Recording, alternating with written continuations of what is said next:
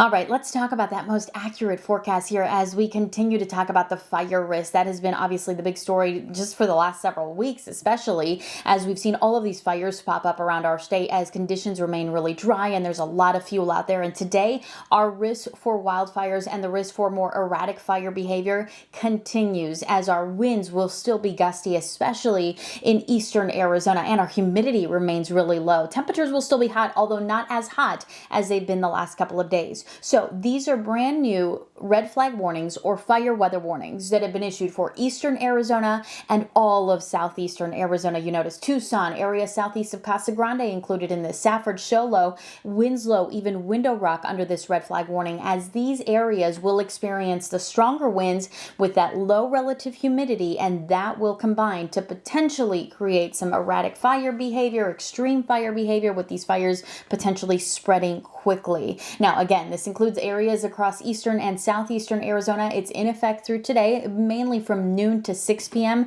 for that eastern portion of our state. Here's that wind forecast. For the valley, we're going to feel some breezes again, not quite as strong as yesterday, but wind gusts this afternoon will be picking up to about 20 miles an hour. So that puts us right in that breezy range for the Phoenix area. In northern Arizona and eastern and southeastern Arizona, we're talking wind gusts as high as 35 to 40 miles an hour. So again, not quite as strong as yesterday, but pretty close. And either way, that's going to increase that fire risk. Right now, winds aren't too strong. In fact, they've lightened up overnight. We had some breezes about a couple of hours ago still, but right now I'm checking all the meters and we're looking at winds that are mainly below 10 miles an hour. Now, as we go into this afternoon, in fact, late morning into the afternoon, we're going to start to see those breezes pick up. But you notice even today, they don't look as strong as they did yesterday, but we've got generally winds between about 10 and 20 miles an hour across much of the state. And again, those pockets of stronger gusts, especially in that eastern and southeastern portion. Now, temperature-wise, this morning, we're off to a pretty mild start, down to 74 degrees in Laveen. It's 76 in Peoria, 75 in Deer Valley, and 76 in Mesa. Luckily today, though, temperatures won't be quite as hot as they were yesterday.